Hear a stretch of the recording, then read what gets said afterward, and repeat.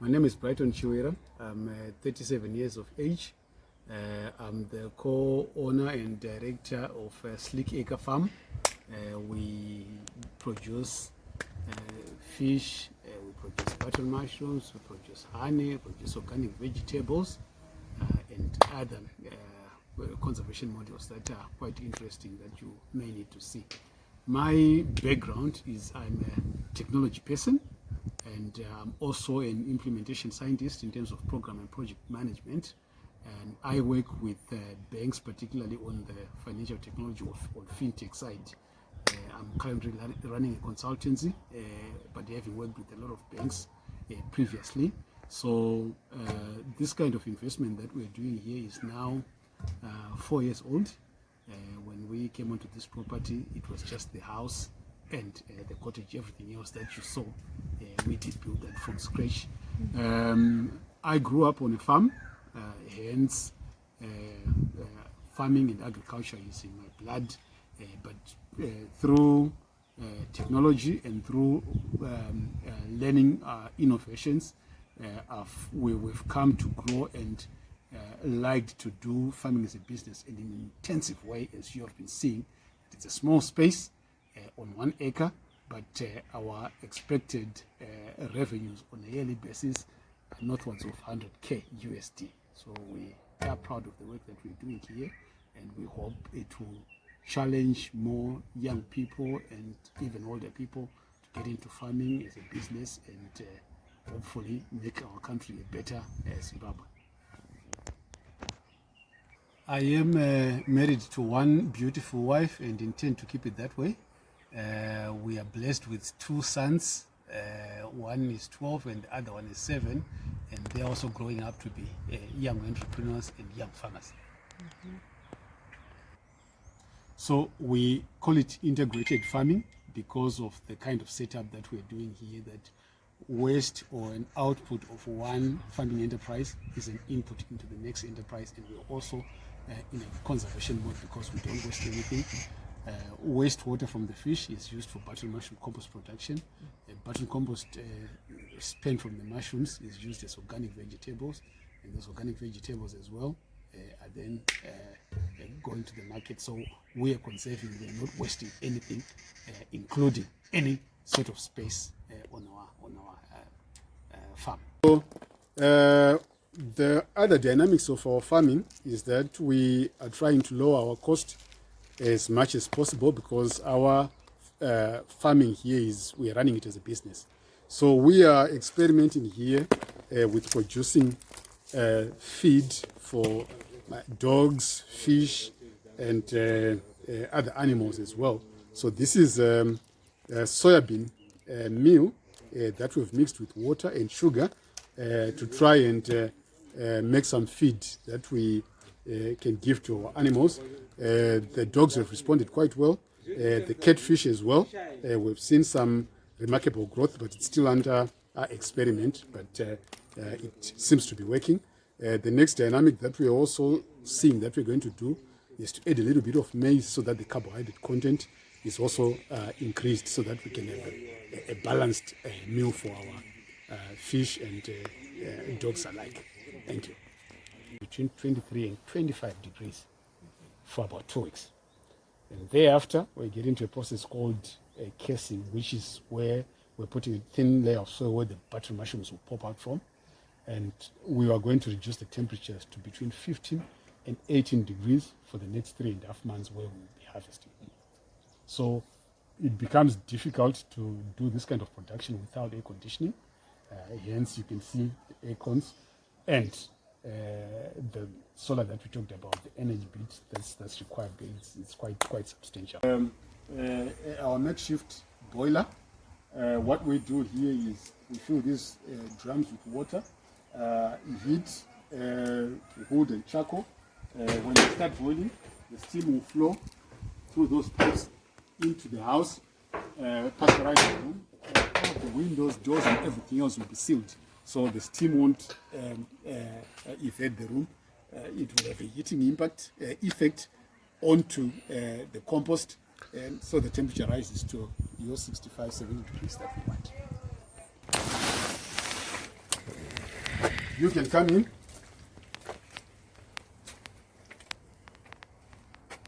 Nice. Exactly where we want it. 23 degrees. Right. So this is a button mushroom grow room. You can see this room is built with 2 air conditioners, 2 fans, and lighting.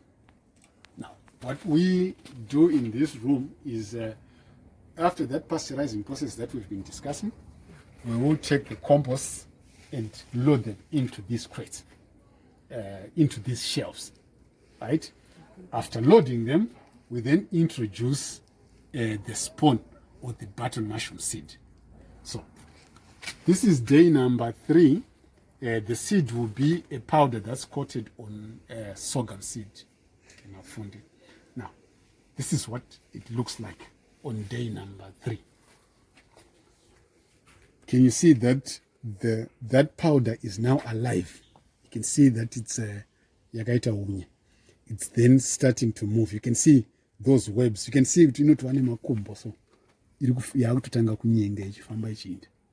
So after 2 weeks like this, and we are doing a good job to keep it at 23 degrees, after 2 weeks, this whole brown compost that you're seeing will be completely white like this because of this guy. It's a process called colonization, right? So these guys will then do this web and extend and cover this whole compost until it's completely white.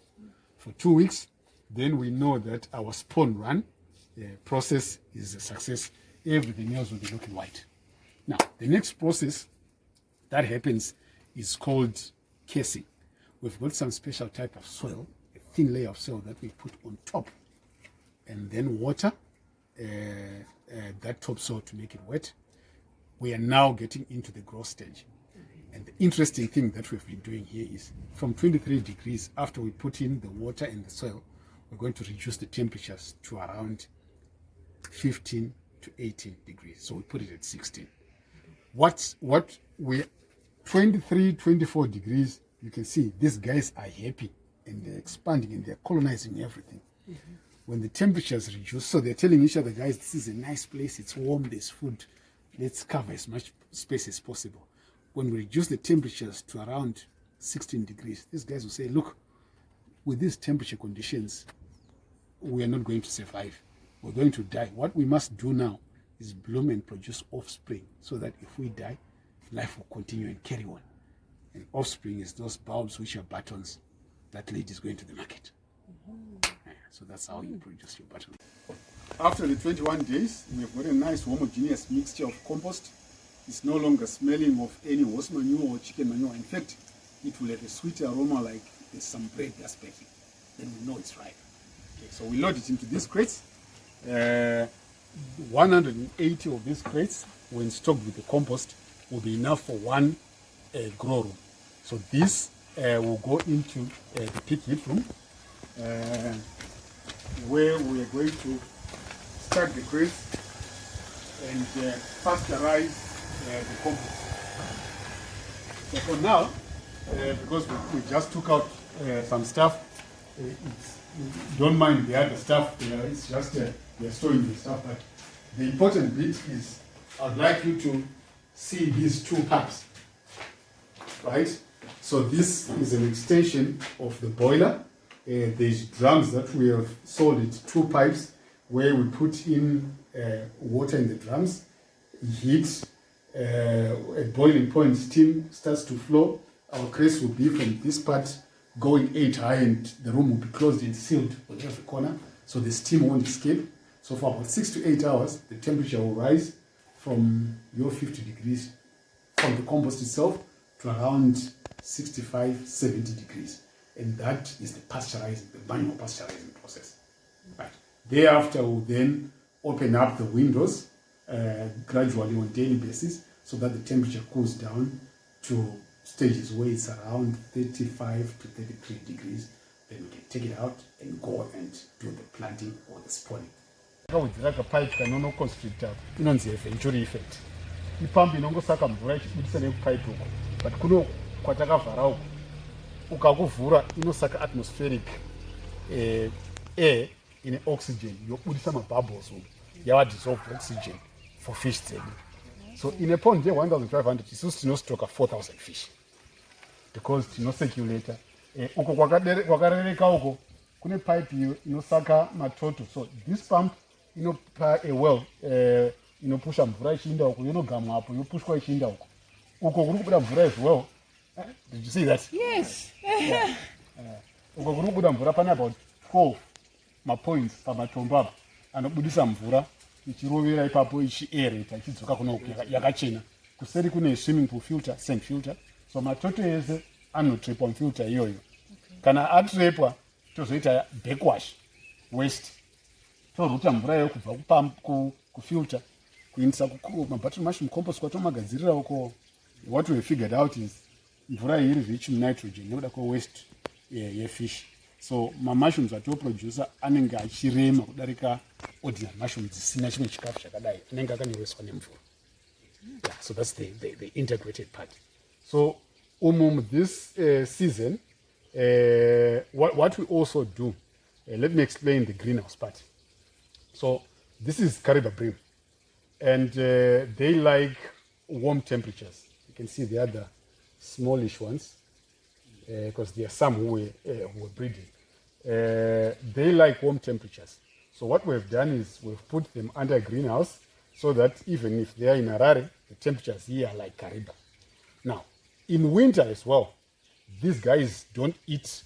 They go down kunodziya kuti dzidzirwe. These are cold-blooded animals. So dzinogara pasi chero ukafidha hadzidyi hadzikuri hadzibereki hadziwandi. So nekuda kwegreenhouse up tinotorepa heat. Even in winter these guys grow. The beauty about it is your season for fish production is around 7-8 months. You get your fingerlings around end of November, December, January, February, March, April, May. You are around 6 months, 6.5 if you've done early November.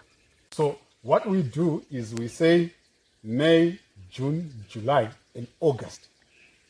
They are in a warm place, we are feeding and they continue growing. Okay. So by the time we reach end of August, mid-September, you'll have much bigger sizes than the pound. Usually you're close to 750 grams. And some, like the ones you saw there, will be close to 1 kilo. So for the 4,000 that I will have put in those 8 months, I'll probably hit around 3.5 tons of fish. And guess what? We are just after winter, even in Kariba, chando hakuna wezi kuya zakawanda. So the demand is high and supply is low. I can sell it around $5 or even $6 a kilo. And those sizes are big enough for our fancy restaurants, Kwatinesa, Brighton, Mushroom, Nana, Borodale, Vanenga, Shidema fillets. Our organic garden, and here we are growing a very healthy spinach, or some call it Swiss chard. But as you can see from the raised beds, we are just growing this purely on organic matter, which is the waste that we draw from our button mushroom used or spent compost. Right. So the beauty about that is we are eating, we are growing and eating what we know. This is purely organic. There's no fertilizer. If I can show you by a bite of this test, it's sweet, it's not even sour because it's purely organic. Now spinach is quite a healthy vegetable, and the plus and benefits of it being organic from the way that we're growing here, it has given us some immense benefits. We do sell fresh vegetables to several markets, and we are also on an experiment to try, because of its high nutrients, and package this into some smaller pallets that we can use for nutrients, particularly in war-torn zones where people don't have enough food or enough time to prepare food. We can do capsules, and right now we're actually under experiments to try and test and see what components are in there and what we need to add in organically, so that we can produce something that's beneficial to our communities and the world at large. So we also make a few dollars from selling this off the gate. That will sustain us here on the kind of business that we do, feeding our workers, ourselves, and just eat the vegetable as well, salad, relish, and you name it. So that's another part that we are working on in terms of vegetable production. On the other sides, we've got different varieties and different types of vegetables, from your kale, open field tomato, corvo, strawberries. You guys will be lucky. There's some strawberries that can be picked today that you can have a nibble on. Cabbages that we are already eating, some chilies, a little bit of potatoes, some herbs that we're experimenting with. Yeah, basically that's about it for the garden space before we can move to the